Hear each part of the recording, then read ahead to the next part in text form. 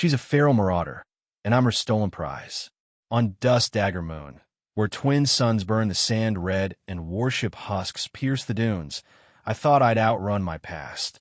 Once a Federation engineer, I fled with an AI core, a ticking secret humming in my coat, powerful enough to reshape wars.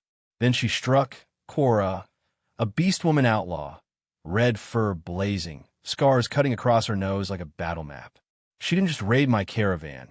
She claimed me, her claws pinning me down, her green eyes daring me to fight back. Was it the core she sensed, or something else? Her skimmer tore through the wastes, a feral roar of dust and steel, and I was her captive, trapped by her strength, her taunting smirk, and a heat I couldn't name. Now she's chasing a buried depot, its secrets tied to my voice echoing in forgotten files. Why does she need me to crack it? What's locked inside that the Federation would kill to keep hidden? As Korga's blades close in and fleets loom on the horizon, one question burns. Am I her prize or her weapon? Out here, survival's a gamble, and I'm all in, whether I chose it or not. If you're hooked, smash that like button and share this video with your crew. Don't forget to subscribe to Alien Whispers for more epic sci-fi adventures. Hit that bell so you never miss a drop.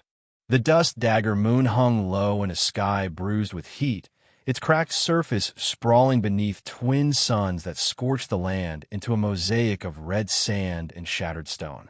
The air shimmered with a haze that blurred the horizon, where the skeletal remains of ancient warships jutted from the dunes like the bones of a long-dead empire. This was no place for the weak. Only the desperate or the damned lingered here, and Torrin counted himself among the latter. He sat near the back of the caravan transport, his weathered coat dusted with the omnipresent grit that clung to everything on this forsaken rock.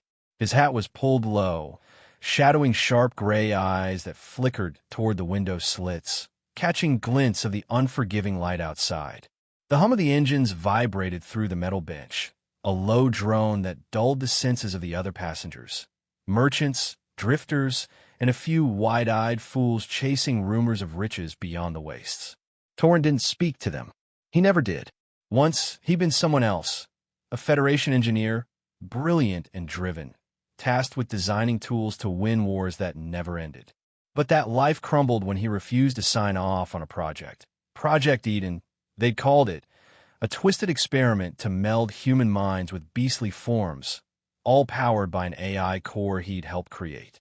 The brass ignored his warnings, and when the first test subjects went feral, Torrin walked away, leaving his rank, his name, and his future behind. Now he drifted under an alias, a ghost with calloused hands and a mind too sharp to rust, carrying a secret in his coat pocket. That same AI core, stolen in his final act of defiance, its faint hum a constant reminder of the past he couldn't bury. The caravan rattled over uneven ground, its patchwork hull creaking under the strain. The driver, a wiry man with a nervous tic, had muttered something earlier about raider sightings. Beastwomen, he'd said, half-wild outlaws tearing through trade routes like storms given flesh. Torrin hadn't paid much attention. Trouble found those who invited it, and he'd spent years perfecting the art of slipping through the cracks. That was until the air split with a sound like a whip crack, a gunshot clean and sharp, followed by a second that tore through the sky with a metallic scream. The passengers jolted, their cries erupting in a chaotic chorus as the transport shuddered. Torrin was already moving, dropping to the floor with practiced ease, his body sliding behind a crate of salvaged tech. His pulse pistol slipped from the hidden sheath in his boot, its grip cool against his palm. He checked the charge, full, and steadied his breathing, eyes narrowing as he scanned the chaos through the crate's slats. Outside, engines roared, a feral symphony of skimmers circling the caravan like predators on the hunt. The vehicle lurched violently as something heavy slammed into its side. Torrin guessed a grappling hook, maybe a magnetic clamp, the kind raiders used to peel open their prey. Boots thudded onto the roof, fast and deliberate, a rhythm that spoke of purpose rather than panic. Then came the hiss of the doors being forced, a sound like a beast exhaling before the kill. The first figure through was a whirlwind of red fur and raw power. A Beastwoman, massive and untamed, her presence filling the cramped space like a thunderclap. Her limbs bristled with coarse hair, a jagged scar slicing across her nose like a badge of survival. Green eyes gleamed beneath a tangle of wild mane, sharp with a mix of rage and calculated control. She moved with lethal grace, kicking crates aside with a snarl, her guttural commands barking in a dialect Torrin didn't recognize. Her crew poured behind her, lean, armed, and efficient, dragging screaming merchants into the sand with brutal precision. This wasn't chaos. It was a heist, a machine of violence tuned to perfection. Torrin stayed low, his pistol trained on her broad back. She hadn't seen him yet, tucked as he was behind the crate's shadow. He could take the shot, clean through that scarred snout, a quick end to whatever this was. But something stopped him. The way she moved, not just with strength, but with strategy, her every step deliberate, her eyes scanning for threats. She was no mindless brute. Then she turned, and their gazes locked. Time slowed, the din of screams and clattering metal fading to a dull hum. Her head tilted slightly, those green eyes narrowing as if peeling back his skin to see the man beneath. "You," she said, her voice a low growl that cut through the noise like a blade. "You're not like the rest." He didn't respond, his finger tightening on the trigger. She grinned, a wild flash of teeth that promised danger, and stepped forward, undaunted by the barrel aimed at her chest. Torrin fired, the pulse blast searing the air, but she was already moving, sidestepping with a speed that defied her bulk. She closed the gap in a heartbeat, slamming into him with a force that rattled his bones. The pistol clattered free, skidding across the floor, and she pinned him down, her weight a brutal anchor against his chest. Her claws scraped the metal beside his head, close enough to feel their heat, but they didn't draw blood.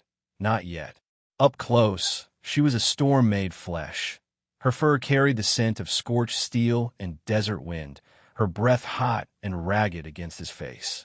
"You fight like a soldier," she muttered, her tone edged with something like amusement. "But your eyes, those belong to a ghost." "Get off me," Torrin growled, twisting beneath her, his hands scrambling for leverage. His fingers grazed her waist, soft fur over taut muscle, and the sensation hit him like a shockwave, warm and alive in a way that jolted his pulse. He froze for a split second, caught off guard by the unexpected intimacy of it, the texture of her body beneath his touch. Her eyes flicked to his hand, then back to his face, a smirk curling her lips as if she'd caught him in a secret. "Quiet," she said, leaning in so close her breath brushed his ear, a whisper that sent a shiver down his spine. "I've decided you're coming with me." Before he could argue, she yanked him upright by the collar, her grip like iron, and slung him over her shoulder with an ease that made him feel weightless. The world tilted, his hat tumbled into the dirt, the transport doors slammed shut behind them with a clang that echoed in his skull. Her skimmer roared nearby, a beast of dust-caked metal trembling with power. He kicked, twisted, cursed under his breath, but she didn't falter, her stride unbroken as she barked at her crew to finish the sweep. With a casual toss, she dumped him into the back of the skimmer, his body hitting the cold floor with a thud. The door locked with a mechanical click, and she swung into the driver's seat, gunning the throttle. The craft lurched forward, tearing across the desert in a spray of sand and wind that screamed through the open vents. Torrin braced himself against the interior rails, the skimmer banking hard as it carved a path through the dunes. His mind raced. Escape routes, odds of survival, the weight of the AI core still humming faintly in his coat pocket. But his pulse wouldn't settle. It wasn't just the adrenaline. It was her, that feral strength, the taunting smirk, the way her touch lingered on his skin like a dare he hadn't asked for. She glanced back, her green eyes glinting in the dim light of the cabin. "Don't bother fighting it," she called over the engine's roar, her voice laced with a mocking edge. "I like my loot lively." He didn't answer, but his jaw tightened. She claimed him, sure, but this wasn't just about plunder. That AI core, small, unassuming, deadly, was the key, and whether she knew it or not, she just dragged him into a game far bigger than either of them could see. The skimmer sped on, a storm cutting through the wasteland, and Torrin knew one thing for certain. Whatever came next, he wasn't going down without a fight. The skimmer tore across the dust-dagger moon's endless dunes, its turbines howling like a beast unchained, kicking up plumes of red sand that danced in the twin suns' dying light. Torrin gripped the interior rails, his knuckles whitening as the craft banked hard, the wind screaming through the open vents and tugging at his coat. The cramped space smelled of oil and scorched metal, a sharp tang that mingled with the faint hum of the AI core tucked in his pocket, a relic of his past life, stolen from the Federation's labs when he'd walked away from their madness. His mind churned, calculating escape angles, weighing the odds of overpowering his captor. But his pulse wouldn't steady, and it wasn't just the adrenaline. It was her. Cora sat at the helm, one clawed hand on the throttle, the other resting casually on the dashboard, as if this breakneck ride were a stroll through the wastes. Her red fur bristled in the breeze, catching the light in a way that made it look like embers flickering against her muscular frame. That jagged scar across her nose twitched as she adjusted the stabilizers by ear, her movements precise, almost instinctive. She didn't glance back. Not yet, but Torrin couldn't shake the memory of her weight pinning him down, the heat of her breath against his ear, the way her waist had felt beneath his fingers for that fleeting, electrifying moment. He shifted in his seat, the narrow bench forcing his shoulder to brush against the edge of her armrest, close enough to feel the warmth radiating from her. Up close, she carried a scent like the desert itself, wild and untamed, a mix of sun-baked stone and something faintly metallic, as if her blood ran with the machine she commanded. The skimmer hit a patch of rough terrain, jolting hard, and Torrin's shoulder pressed against her arm, solid muscle beneath soft fur, an accidental graze that sent a flicker of heat up his spine. He pulled back quickly, but not before she turned her head, those green eyes locking onto him with a glint of amusement. "What's the matter?" she said, her voice a low growl that rumbled over the engine's roar. "Scared I'll eat you alive?" Her lips curled into a smirk, revealing a flash of sharp teeth, and Torrin felt his throat tighten. Not from fear, but from the way her words hung in the air, teasing, daring him to bite back. "Not yet," he shot back, keeping his tone dry despite the thud of his pulse. "Just wondering what's worth dragging me out here for. You don't strike me as the type to waste time on dead weight." He leaned back, forcing his posture to relax, though his eyes stayed sharp, tracking her every move. She didn't answer right away, just flicked her ears, pointed and alert, and adjusted the throttle with a flick of her wrist. The skimmer steadied, cutting a smoother path through the dunes, and for a moment, the only sound was the whine of the turbines and the rush of wind. Then she spoke, her voice cutting through the noise like a blade. "You're right. I don't." She tapped a claw against the dashboard, a rhythmic tick that matched the hum of the craft. "I need something, someone, who can crack a lock even the Federation couldn't break. Sector 9 Depot." Heard of it. Torrin's stomach tightened, but he kept his face blank. He knew it too well. A buried vault from the war, packed with tech so dangerous the brass had sealed it shut and scrubbed it from the records. Or so they thought. He'd been part of the team that built its security back when he still believed in their lies, before Project Eden, before the AI core now buzzing against his chest. "Maybe," he said, his voice steady. "Rumors say it's a myth. A ghost story for scavengers." He watched her closely, searching for a tell, but Cora just snorted a sharp sound that was almost a laugh.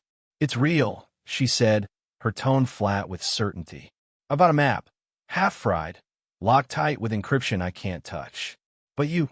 She glanced at him again, her gaze lingering on his hands, then sliding up to his face.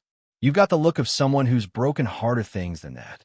The skimmer slowed as they approached a jagged outcrop, a natural fortress of stone rising from the sand.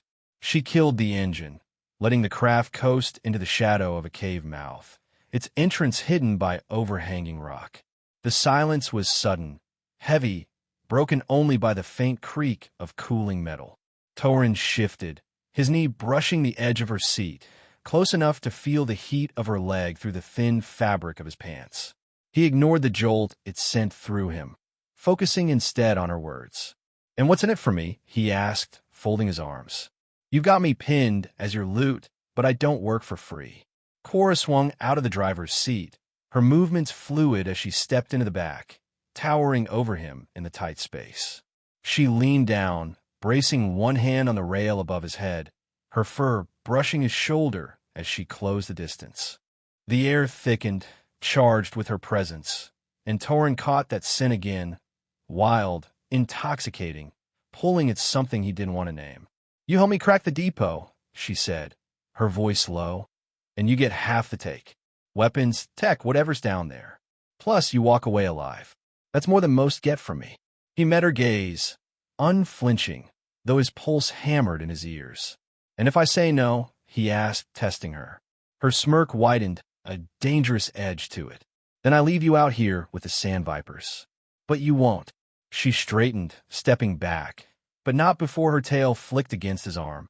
A fleeting, deliberate tease that left a ghost of warmth on his skin. "You're too sharp to rot in a ditch." Torrin didn't answer right away, his mind racing. The depot wasn't just a score. It was a tomb for secrets he'd helped bury, and that AI core in his pocket was the key to it all. He'd meant to destroy it, to erase the last trace of his old life, but now it was leverage. If Cora wanted in, she'd need him, and he'd need her to get close enough to end it for good. "Deal," he said finally, his voice firm. "But I'm not your prisoner. I walk when it's done." She tilted her head, studying him like a predator sizing up prey or a partner. "We'll see," she said, then turned to the cave entrance, gesturing for him to follow. "Move. We got work to do."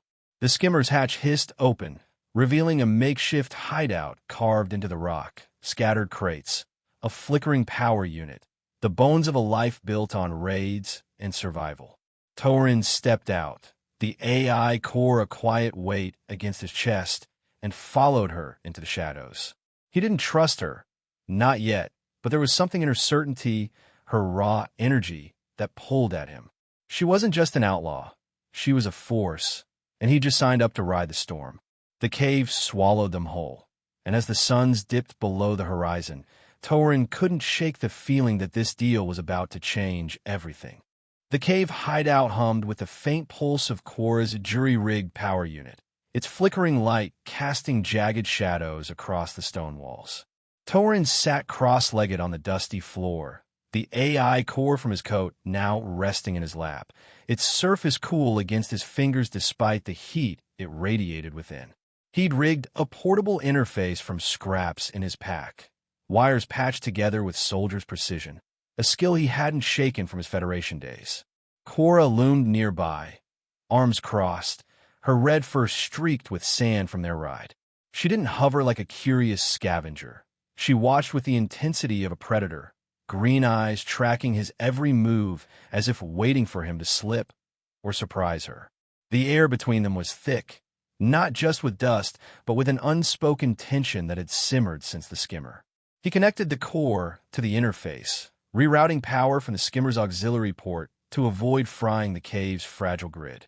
Sparks flared briefly, then settled, and a wireframe projection sputtered to life above the device. A fractured map, half-eaten by static, but unmistakably real. Sector 9 Depot pulsed faintly at its center, buried beneath layers of ghost code that twisted like a living thing. Torrin whistled low, tilting his head as the projection flickered. "This isn't standard encryption," he muttered, more to himself than her. "It's war-era, adaptive, AI-written, probably. Someone didn't want this found." He tapped a sequence into the interface, his fingers moving with the muscle memory of a man who'd once built locks like these. Cora stepped closer, her shadow falling across the projection. "Can you crack it?" Her voice was a growl, impatient but not hostile, and Torrin felt the air shift as she leaned in. Her shoulder brushed his back, just a graze, but enough to make him aware of her warmth, the faint rustle of her fur against his coat. Then came her breath, hot and steady, ghosting across the back of his neck as she peered over him. It was a fleeting thing, unintentional, but it hit him like a current, his skin prickling, his focus faltering for a heartbeat. He clenched his jaw, forcing his attention back to the map, though the sensation lingered like a whisper he couldn't unhear. Eventually, he said, his tone clipped to mask the hitch in his breath. But it'll take time. This thing's got layers. Brute force it, and it'll wipe itself clean. He adjusted the interface, coaxing a fragment of the code loose. A sector blinked to life, a topographic overlay of 3 ridge lines and a collapsed mining tunnel, 50 clicks east. There, he said, highlighting the spot. That's your depot, or part of it. Cora studied the projection, her tail flicking once. I've ridden that stretch. Nothing but rocks and ghosts. Her tone was skeptical, but her eyes stayed locked on the map, sharp with curiosity. If this is right, Torrin replied, there's a buried access shaft, collapsed, maybe, but intact beneath. Could be untouched tech down there. He disconnected the core, tucking it back into his coat with care. The weight of it grounded him, a reminder of why he'd agreed to this, not just for the take, but to bury the past it tied him to. She straightened, brushing dust from her fur. Or it's a trap. The old generals loved their games. Her words were dry, but there was a flicker of respect in her gaze, grudging, maybe, but real. You're sure it's not fake? Torrin met her look. Whoever locked this didn't mess around. That's not the work of a decoy. It's too good. Means it's worth something. He stood, stretching his shoulders, and caught her watching him again. Not his hands this time, but the way he moved, like she was sizing up more than just his skills. Their planning was cut short by a sharp crack outside. A gunshot, distant but unmistakable. Cora's ears snapped up, her body tensing like a coiled spring. Trouble, she snarled, grabbing a plasma blade from a nearby crate. Torrin drew his pistol, instincts kicking in as he followed her to the cave mouth. The horizon glowed with the faint shimmer of approaching skimmers. 3, maybe 4, their engines a low growl against the wind. Korga's dogs, Cora spat, her voice thick with venom. She's sniffing already. Torrin crouched beside her, peering through the dusk. Your old pack? He asked, piecing together the name from her tone. Worse, she said. She's the bitch who thinks she owns me. Before he could press further, the first skimmer crested a dune, disgorging a squad of armored mercenaries, beastmen and humans, rifles hot and moving fast. Cora didn't wait. She launched forward, a blur of red fury, her blade slashing through the first soldier's chest before he could scream. Torrin fired from cover, 2 clean shots dropping another, a headshot and a chest hit precise as a machine. The fight was brutal, short, and messy, the sand-stained dark by the time the last merc hit the ground. Breathing hard, Cora wiped her blade on a corpse's sleeve and turned to him. Not bad, she said, a rare grin tugging at her scarred lips. You shoot like you've done this before. Once or twice, Torrin replied, holstering his pistol. He stepped over the bodies, nudging one with his boot. A beastwoman, her fur patchy, eyes glazed in death. Korga's got resources. These aren't cheap. She's got ambition, Cora corrected, her grin fading, and a grudge. She kicked her rifle aside and headed back to the cave, gesturing for him to follow. We move at dawn. If she's this close, we don't have weeks. Inside, Torrin powered up the interface again, pulling the map back into focus. But as the projection stabilized, something else slid free, a fragment of audio buried deep in the core's memory. He hesitated, then tapped it, and a voice crackled through the static. His voice, younger, sharper from a decade ago. Shut it down, it said, urgent and strained. The Eden subjects are unstable. Feral overrides kicking in. If we don't stop this, we're building monsters, not soldiers. The recording cut off, leaving silence heavier than the desert night. Cora froze mid-step, her ears twitching. She turned slowly, her gaze piercing. That was you. It wasn't a question. She stepped closer, too close, her chest nearly brushing his as she loomed over the interface. Her breath hit his neck again, deliberate this time, a warm gust that made his pulse jump despite the weight of her words. "You were there, weren't you? When they made me." Torrin didn't flinch, though his mind raced. "I worked the tech," he admitted, voice low. "Not the subjects. I walked away when it went wrong." He held her stare, unflinching, though the heat of her proximity was a distraction he couldn't ignore. The way her fur grazed his shoulder, the raw energy rolling off her in waves. She didn't back off, just tilted her head, eyes narrowing. "Walked away, huh? And yet here you are, cracking their secrets with me." Her tone was sharp, but there was something else beneath it, curiosity, maybe, or a flicker of recognition. She stepped back finally, leaving a cold void where her warmth had been. "Get some rest. Tomorrow, we dig up the truth." Torrin watched her stalk to the far wall, her tail lashing once before she settled against a crate, eyes glinting in the dark. He powered down the interface, the recording's echo still ringing in his skull. The depot wasn't just a vault. It was a graveyard of mistakes, his and theirs, and Cora was its living legacy. He'd agreed to break it open, but now it felt personal, too personal. As the power unit's hum faded, he leaned back against the stone, the AI Cora's silent weight against his chest. Whatever waited in that shaft, it wasn't just tech they'd find. It was answers, hers and maybe his too. The dawn broke over Dust Dagger Moon in a smear of crimson and gold, the twin suns clawing their way above the horizon to cast long shadows across the jagged ridge lines. Torrin stood at the cave mouth, his coat flapping in the dry wind, the AI Cora's steady hum against his chest as he scanned the dunes for movement. Beside him, Cora packed the skimmer with ruthless efficiency. Plasma blades strapped to her thigh, a satchel of charge packs slung over her shoulder, her red fur catching the light like a living flame. The map had pointed them east, to the buried shaft of Sector 9 Depot, and the air buzzed with the unspoken urgency of what lay ahead. Neither had slept much.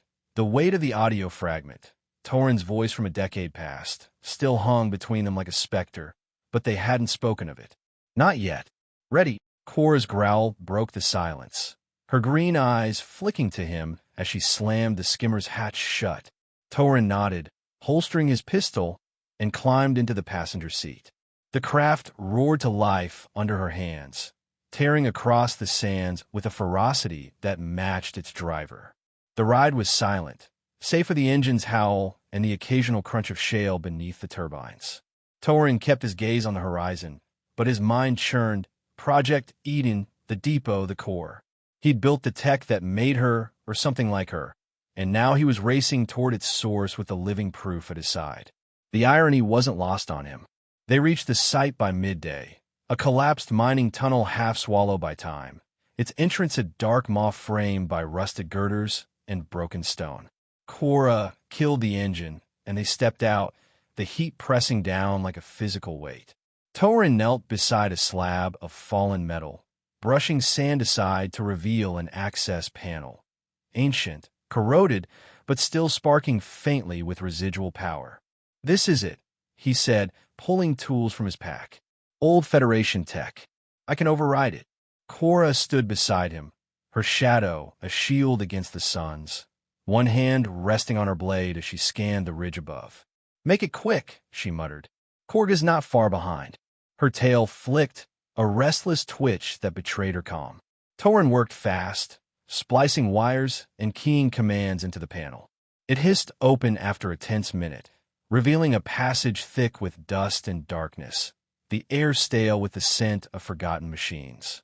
They descended together, flashlights cutting through the gloom, their footsteps echoing off scarred metal walls. The tunnel opened into a chamber unlike anything Torrin had expected. Not a mere storage vault, but a laboratory frozen in time. Shattered biotanks lined the walls, their glass crusted with dried fluids, remnants of experiments that had birthed horrors like Project Eden. Consoles flickered weakly, powered by some deep backup grid, and in the center stood a pod, sleek, alien, surrounded by humming pylons. Cora's ears flattened as she stared at it, her claws flexing. "That's not human," she said, her voice low with unease. "I know." Torrin replied, stepping to a control panel. He brushed grime from the screen, and it flared to life, displaying logs in a script he recognized. Federation, but older, off books. He keyed an override, and the pod responded. Federation command, authentication required. Cora didn't hesitate. She pulled a data spike from her belt, stolen, she'd said, from a scav who'd raided command posts, and jammed it into the port. The screen froze, then scrolled with bypass code, crude but effective. Override accepted. A smooth, cold voice intoned from the pod. Welcome, Commander. The room dimmed as power surged, and the pod split open, revealing a figure, tall, broad, humanoid but metallic, its armor gleaming like polished obsidian. Its eyes flared blue as it stepped forward, the pylons retracting around it. I am Sentinel Unit Theta 7, it said, its voice a mechanical rasp. Designed for retrieval, suppression, and elimination of hostile forces in high-risk theaters. Mission parameters incomplete. Awaiting objectives. Torrin's breath caught, but Cora didn't flinch. Your new directive, she said, stepping forward, is to defend us and assist in extracting all valuable assets from this facility. The Sentinel paused, its head tilting slightly. Directive accepted, it replied. Torrin shook his head, a wry grin tugging at his lips. You just pick yourself a war machine, he said, half in disbelief. Not personal, Cora shot back, her grin sharp. Strategic. She moved to a console, pulling data cores from their slots, while Torrin swept the logs, transmission records, Eden schematics, and something flagged in red. Subject Alpha 9, feral override active. His stomach twisted. He glanced at Cora, her back to him, and wondered if she'd heard. Before he could dig deeper, the Sentinel's head snapped up. Hostiles detected. 3 clicks west. 6 signatures closing fast. Cora's ears pinned back, her blade already in hand. Korga, she snarled, moving to the door. Torrin followed, pistol drawn, the weight of the AI core in his pocket heavier than ever. The corridor outside trembled as engines roared closer, skimmers, heavy and armed, their shadows flickering through the tunnel's mouth. Then the attack hit. A plasma bolt seared past, slamming into the wall in a shower of sparks. Cora dove left, Torrin right, and the Sentinel opened fire, its shoulder cannons lighting the dark with lethal precision. Torrin aimed from cover, dropping a merc with a chest shot, but the enemy pressed hard. 5 beastmen in patched armor, rifles blazing. Cora roared, charging into the fray, her blade a silver arc that cleaved through flesh and bone. Torrin tracked a shooter on the ridge, lining up a shot, when a bolt streaked toward Cora's back. He reacted without thinking, lunging from cover and shoving her aside. His hand grazed her hip, firm muscle beneath soft fur, a jolt of warmth that stopped his breath, and she hit the ground with a grunt, rolling to her feet in an instant. Their eyes locked, hers wide with surprise, his steady despite the chaos. For a heartbeat, the world shrank to that look, raw, unguarded, a current passing between them. Her lips parted, but before she could speak, another blast rocked the tunnel, and the moment shattered. Move, she barked, hauling him behind a girder as the Sentinel tore into the remaining mercs. Breathing hard, Torrin checked his pistol, 2 charges left, and glanced at the core in his coat. It was pulsing faster now, a faint signal leaking through its casing. His guts sank. They're not just Korgas, he said, voice tight. That core's broadcasting. The Federation's coming. Cora's eyes narrowed, her tail lashing. Then we're out of time. She signaled the Sentinel, its cannons still smoking, and grabbed a crate of data cores. Grab what you can. We're leaving. Torrin nodded, slinging a bag of tech over his shoulder, but his mind raced. Korga was a threat, but the Federation was a nightmare. Cold, relentless, and armed with fleets that could glass this moon. The core had been his leverage, his secret, but now it was a beacon, and they were running out of sand to hide in. As they hauled their hull back to the skimmer, Cora's shoulder brushed his, a deliberate nudge. Maybe, and she muttered, You're full of surprises, tech boy. Stick around, he replied, his voice dry, but his pulse uneven. There's more where that came from. She snorted, a sound that was almost a laugh, and they climbed aboard, the sentinel trailing like a silent guardian. The skimmer roared to life, tearing away from the depot as dust and danger closed in behind them. The skimmer's engine screamed as Cora pushed it to its limits, the craft slicing through dust Daggermoon's cracked planes like a blade through flesh. Red sand whipped past in a blur, the twin suns sinking low to paint the horizon in blood and fire. Torrin gripped the dashboard, his knuckles white, the AI core in his coat pulsing like a second heartbeat.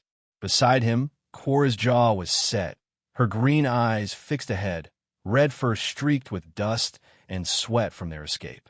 The Sentinel Unit Theta 7 sat in the back, its armored bulk scratched but unbowed, its blue eyes flickering in standby mode. They'd raided the depot, claimed its secrets, but the cost was closing in. Korga's forces on their tail, and the Federation's shadow looming larger with every signal the Corps broadcasted. "We're not outrunning her," Torrin said, his voice cutting through the engine's roar. He tapped the skimmer's scanner, its screen flashing with heat signatures, dozens of them, converging fast. Cora didn't flinch, just tightened her grip on the throttle. "Then we stop running," she growled, banking the skimmer hard toward a sprawling graveyard of wrecked warships, their hulks half buried in the dunes like the corpses of giants. The terrain was brutal, jagged metal spires, craters filled with shattered glass, but it was defensible. She killed the engine behind a toppled freighter, its hull a rusted shield against the wind. "We end this here." Torrin stepped out, pistol in hand, the air thick with the scent of oil and decay. Cora leapt from the skimmer, her plasma blade humming as she drew it, her tail lashing with barely contained fury. The Sentinel followed, its cannons whirring to life, and Torrin couldn't help but admire her, wild, unyielding, a storm given form. "You've got a plan?" he asked, checking his charges. 3 left, enough for precision if he was smart. "Kill Korga," she said, her grin sharp and feral. "The rest scatter without her." Before he could reply, the ground trembled, and the first wave crested the ridge. Hoverbikes roaring, their riders armored and armed with pulse rifles, drones buzzing overhead like angry wasps. The Sentinel opened fire, twin cannons carving through the air with surgical precision, shredding a bike into sparks and shrapnel. Cora charged, a blur of red and steel, her blade slicing a rider from throat to chest in a spray of blood. Torrin took cover behind a girder, laying down shots, clean, lethal, each one dropping a target. But Korga's forces were relentless, a second wave descending in dropships that shrieked through the sky, unloading troops in a towering mech suit, 8 feet of black alloy, its cannons glowing with plasma charge. Torrin cursed under his breath, ducking as a bolt scorched the metal beside him, heat searing his cheek. Cora danced through the chaos, her blade a silver arc, but the mech turned its guns on her, and she was too far to dodge. "Cora!" Torrin shouted, lunging from cover. He tackled her just as the plasma fired, his arms wrapping around her waist, pulling her down behind a hull fragment. They hit the sand hard, his body shielding hers, his hand sliding across her hip, taut muscle beneath soft fur, a fleeting warmth that jolted through him despite the chaos. She rolled free, her breath ragged, and their eyes locked, hers fierce, his steady, a split second where the battlefield faded to nothing but the two of them. "Stay alive," he muttered, shoving a detonator into her hand, the one he'd rigged to the AI core, now planted deep in the depot miles away. She nodded, gripping his wrist briefly, her claws brushing his skin with a spark of heat. "You too, tech boy." Then she was up, charging the mech with a roar that shook the air. Torrin scrambled back, firing at drones to cover her, his pulse hammering. Not just from the fight, but from that touch, that look, a promise neither had spoken aloud. The mech swung, its arm a blur of steel, but Cora ducked low, slashing at its joints with her blade. Sparks flew, oil gushing like blood as she carved through its armor. Torrin flanked right, targeting the dropship gunners, his shots precise despite the ache in his shoulder from a near miss. The Sentinel held the line, its cannons a thunderous rhythm, but Korga herself emerged from the chaos, stepping from an armored carrier, her fur gray and matted, her frame dwarfed by a mech-enhanced exosuit. She wielded a plasma pistol in one hand, a serrated blade in the other, her yellow eyes locked on Korra with a hatred that burned brighter than the sun's. Arena. Korga's voice boomed through loudspeakers, rough and mocking. You should have stayed in that hole. She fired, a bolt searing past Korra's head, and charged, her suit amplifying her speed into a lethal blur. Korra met her head-on, their blades clashing in a shower of sparks, metal shrieking as they traded blows. Torrin watched, breath held, as Korra fainted low, rolling beneath Korga's swing and striking up, her blade piercing the suit's chest seam, then twisting deep into flesh. Korga staggered, roaring, blood mixing with oil as she dropped her pistol. You were never stronger, Korra spat, standing over her, her voice cold as the blade she yanked free. Korga fell to one knee, clutching her side, her snarl fading to a gurgle. Korra didn't finish her, didn't need to. She turned away, leaving her broken in the sand, a warlord stripped of her throne. Now, Korra shouted, tossing the detonator back to Torrin. He caught it, slamming the trigger down without hesitation. A low rumble rolled through the earth, then a shockwave as the depot erupted miles away, fire and dust blasting skyward, the AI core's signal dying in a scream of static. The explosion hit the battlefield like a hammer, shaking Korga's troops into chaos, their drones spiraling out of control. The Sentinel surged forward, snapping a mech spine with one blow, and the enemy broke, scattering into the dunes. Korra limped back to the skimmer, her side scorched where Korga's blade had grazed her, but her eyes burned with triumph. Torrin met her halfway, his coat torn, blood streaking his arm from a stray shard. You good? He asked, voice rough. Better now, she said, her grin tired but real. She leaned closer, her hand gripping his shoulder, claws digging just enough to feel through the fabric, a steadying touch that carried more than words. You? Still breathing, he replied, his hand brushing hers as he stepped back, the contact brief but electric. The Sentinel loomed behind them, its frame smoking but upright, and the skimmer stood ready, dented but functional. They climbed aboard, Korra taking the wheel with a wince, Torrin beside her, the crate of data cores between them. As the skimmer roared to life, kicking dust into the fading light, Torrin glanced at her. Korga's done. The Federation's signal's dead. We're clear, for now. For now, she echoed, her voice firm despite the exhaustion. She didn't look at him, but her tail flicked against his leg. A deliberate nudge, a silent acknowledgement. The battlefield shrank behind them, a graveyard of metal and ambition.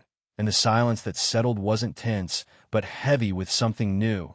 Trust, maybe, or the edge of something deeper.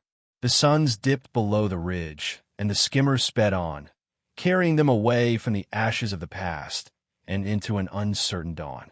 The skimmer cut through the twilight of dust dagger moon, its turbines a low growl against the stillness that followed the battle's chaos. The twin suns had surrendered to the horizon, leaving a sky streaked with purples and blacks, the dunes below glowing faintly with residual heat. Torrin sat in the passenger seat, his coat torn and blood-streaked, the crate of data cores wedged between his knees. His hands rested on the dashboard, steady despite the ache in his shoulder where shrapnel had grazed him. Beside him, Korra gripped the throttle, her red fur matted with sweat and dust, a scorch mark darkening her side from Korga's blade. Her breathing was uneven, a faint hitch with each inhale, but her green eyes burned with a fire that hadn't dimmed. Not after the fight, not after the explosion that had buried the depot and its secrets in a plume of fire and ash. We need a relay, Torrin said, breaking the silence. His voice was rough, strained from shouting over gunfire, but firm. The Federation's blind without that signal, but these cores, he tapped the crate, They're proof. Eden, the experiments, all of it. We broadcast this. They're exposed. Cora's ears flicked, her tail brushing the seat with a restless twitch. And then what? She asked, her tone sharp but not hostile. They'll hunt us harder. You think they'll just roll over? They won't, he admitted, meeting her gaze. But it buys us time, keeps them scrambling while we disappear. He pulled a scanner from his pack, its screen flickering as he synced it to the course. There's an old comm station, 30 clicks north. Abandoned, but if the grid's intact, we can punch a signal out. She nodded, banking the skimmer without a word, the craft tilting smoothly under her hands. The ride was quieter now, the adrenaline fading into a heavy calm, though the air between them crackled with something unspoken. Torrin watched her out of the corner of his eye, the way her claws flexed against the controls, the subtle shift of her shoulders as she adjusted course. She'd fought like a demon, taken down Korga with a ferocity that still echoed in his mind. And yet here she was, steady as stone. He didn't know what she was to him. Not yet, but the pull was undeniable, a thread tightening with every mile they crossed together. The station loomed into view as the last light bled from the sky. A skeletal tower of rusted steel perched on a low ridge, its dishes tilted like broken wings. Cora brought the skimmer to a halt beneath its shadow, dust settling around them in a soft haze. They climbed out, the night air cool against their skin, and hauled the cores to the tower's base. The control room was a wreck, consoles smashed, wires dangling like veins. But Torrin found a backup generator, its hum stuttering to life after a few kicks. Cora stood guard at the door, plasma blade in hand, her silhouette framed by starlight filtering through cracked windows. Torrin worked fast, splicing the cores into the system, his fingers dancing over keys with a precision born of years in Federation labs. The screen flared, data streaming in jagged lines. Logs, schematics, recordings of screams, and orders gone wrong. He patched it through the tower's relay, boosting the signal with a burst from the skimmer's comms array. "It's live," he said, leaning back as the transmission pulsed into the void. "Every scavenger, rebel, and outpost in the sector's got this now. The Federation's done hiding." Cora stepped inside, her blade sheathed, her eyes glinting in the screen's glow. "Good," she said, her voice low. "Let him choke on it." She moved closer, peering at the data, and the tight space forced her hip to brush his arm, a casual contact that sent a flicker of heat through him. He shifted, but she didn't pull away, her presence a steady weight beside him. "We need to move," he said, powering down the console. "They'll trace this eventually." He stood, brushing dust from his hands, and turned to find her closer than he'd expected. Too close, her chest nearly grazing his, her breath a warm gust against his jaw. The room shrank, the hum of the generator fading to a distant drone. "Where to?" she asked, her voice softer now, less a growl and more murmur. Her hand brushed the crate, then slid to rest on his thigh. Light at first, then firm, her claws pressing just enough to feel through his pants. Torrin's breath hitched, his pulse spiking as the warmth of her palm seeped into him, a slow burn that rooted him to the spot. He looked down at her hand, then up to her eyes, green and deep, searching his with an intensity that stripped away the chaos of the day. "Anywhere but here," he managed, his voice rougher than he meant. She tilted her head, a smirk tugging at her lips, but it wasn't mocking, not this time. It was something else, something unguarded. "You're not my loot anymore," she said, her fingers tightening briefly on his thigh before sliding away, leaving a ghost of heat in their wake. She stepped closer, her fur brushing his coat, and Torrin felt the pull snap taut, a thread stretched too long, too thin, breaking under the weight of everything they'd survived. "Never was," he replied, his hand lifting to her jaw, tracing the scar across her nose with a touch that was steady despite the storm in his chest. Her eyes widened, then softened, and she leaned into it. A Beastwoman, a warrior, yielding just enough to meet him halfway. He pulled her in, their lips crashing together in a kiss that was all heat and hunger, a collision of need that had simmered since the raid. Her claws gripped his shoulders, not cutting but anchoring, her breath hot against his mouth as she pressed herself closer. The kiss deepened, slow and fierce, a tangle of tongues and teeth that drowned out the world, the tower, the war, the past, until it was just them, raw and alive. They broke apart, gasping, foreheads pressed together, her fur soft against his skin. "Should have done that sooner," she muttered, her grin crooked but real. "Timing's everything," he shot back, his hand sliding to her neck, thumb brushing the pulse beneath her jaw. The air hung heavy, charged, and neither pulled away. They moved to the skimmer, the night wrapping around them like a cloak, and found a corner of the tower's base, a nook shielded by steel and shadow. The stars blazed through a shattered roof, their lights spilling across the floor in jagged streaks, and the skimmer's hull thrummed faintly as its cooling systems kicked in. What followed wasn't spoken, wasn't planned. It just was. Their bodies drew together, a dance of exhaustion and release, her fur against his skin, his hands mapping the strength beneath it. The skimmer rocked gently, its vibrations a quiet rhythm that matched the rise and fall of their breaths, the metal creaking like a heartbeat under strain.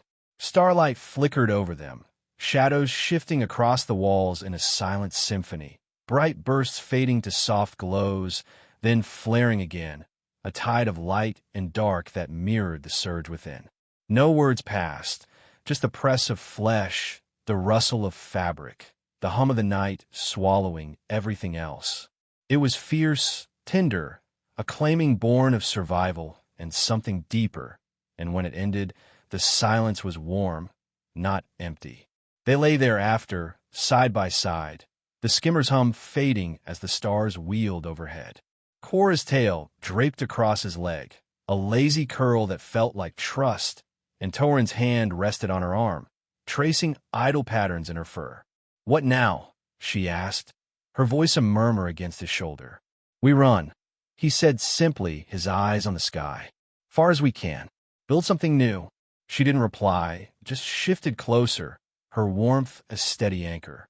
The tower stood silent, the data sent, the past burned away. For the first time in years, Torrin felt the weight lift, not gone, but shared, and as the skimmer's lights dimmed, they drifted into a rest neither had known they needed. The skimmer's turbines whined softly as it descended through the asteroid belt, a jagged ring of rock and ice orbiting a gas giant on the edge of Federation space. Dust Dagger Moon was a memory now, its red sands and broken wars left behind in a trail of exhaust and ash. Torrin sat at the controls, his hands steady on the yoke, guiding the craft toward a faint speck of light. A mining outpost carved into a massive asteroid, its hull patched with salvaged steel and glowing faintly with the hum of life. Beside him, Cora lounged in the co-pilot's seat, her red fur cleaned of battle grime, her green eyes half closed as she watched the stars drift past.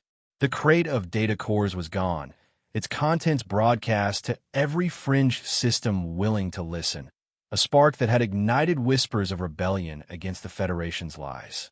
They'd run far and fast, chasing shadows and rumors until they'd found this place, a haven for outcasts, a speck too small for the brass to care about. The outpost's docking bay yawned open, a cavernous mouth lined with flickering lights, and Torrin eased the skimmer inside. The clang of metal on metal echoed as they touched down, the bay doors sealing behind them with a hiss. A handful of figures waited, ragged miners, ex-rebels, a few beastmen with scars to match Cora's, watching with wary curiosity as the newcomer stepped out. Torrin's coat was patched but intact, the AI core's absence a weight he still felt, while Cora moved with a predator's grace, her plasma blade sheathed, but a clear warning to anyone stupid enough to test her. "New blood?" a grizzled human asked, his voice rough with years of dust and drink. "Something like that," Torrin replied, his tone even. "Heard you need a tech. I fix things, ships, grids, whatever's broken." The man squinted, then nodded, gesturing to a stack of wrecked engines in the corner. "And her?" he asked, eyeing Cora. "She keeps the trouble off your back," Torrin said, a faint grin tugging at his lips.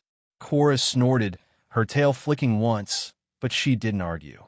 The man shrugged, waved them in, and that was that. No questions, no demands, just the quiet acceptance of a place built by survivors. Days turned to weeks, then months, the rhythm of the outpost settling into their bones. Torrin took to the repair bay, his hands buried in wires and gears, coaxing life back into ships that had no right to fly again. The miners called him Wrench, a nickname he didn't hate, and he found a strange peace in the work. Each bolt tightened, each engine revived, a small defiance against the chaos he'd left behind. Cora found her place among the guards, leading a ragtag crew of beastmen and humans against the occasional pirate raid. She didn't command with words so much as presence, her blade a flash of silver that ended fights before they started.